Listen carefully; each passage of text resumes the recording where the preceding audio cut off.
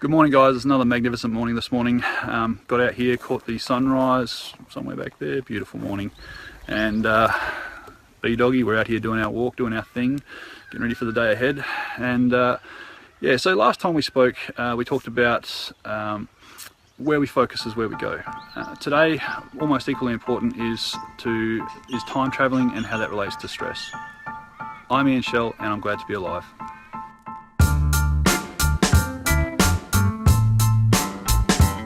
So the saying goes that depression is living in the past and anxiety is living in the future.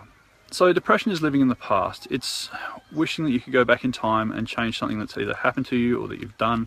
And this difference between reality and what you wish had happened is what causes you stress. On the flip side, anxiety is living in the future. It's worrying about things that haven't happened yet, what people might think, do or say, or how you might behave, what you might talk about. All these things that might whip through your head before the event, and usually by the time you get to that event you're a bit of a mess because it never works out the same way.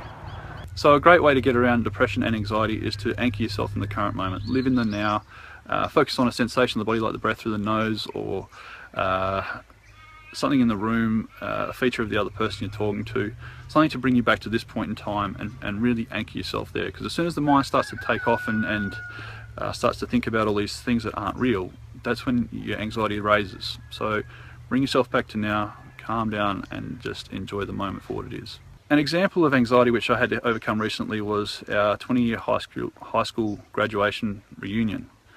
And at our graduation party I made a real fool of myself. I drank way too much, I ended up naked, throwing up in people's bedrooms. It was not a good experience. And I knew I was going to cop flack for that at this event. So at first I started to think, oh shit, maybe I shouldn't go, I'm going to, all the worst things you could possibly think of were going through my mind. And I thought, nah, I'm not going to think about it, not going to worry about it until the day. And so, and sure enough, on the drive there, this anxiety started to raise and I started to panic and really have this overwhelming sense of, oh shit. But you know what, I had this thought that popped through my head and I've stuck with that, and it's such a powerful thing. My thought was that I didn't have these people yesterday, I probably won't have these people again tomorrow, so I'm going to enjoy the shit out of today. And you know what, it was a fantastic event, I'm so glad I went. And it was great to catch up with the old crew, and it went off well.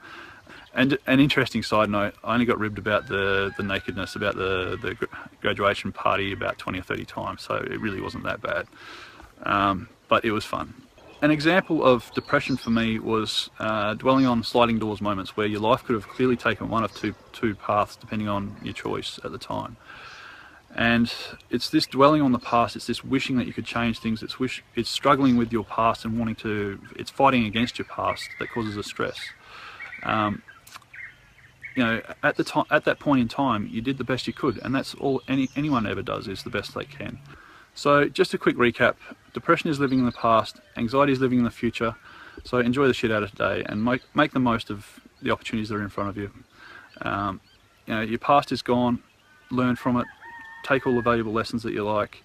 Your future hasn't happened yet, so don't stress about that. It'll happen as it's supposed to.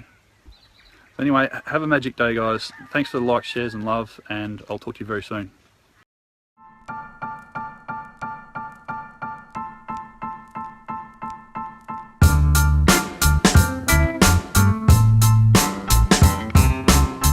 You. I'm trying to get rid of these ums.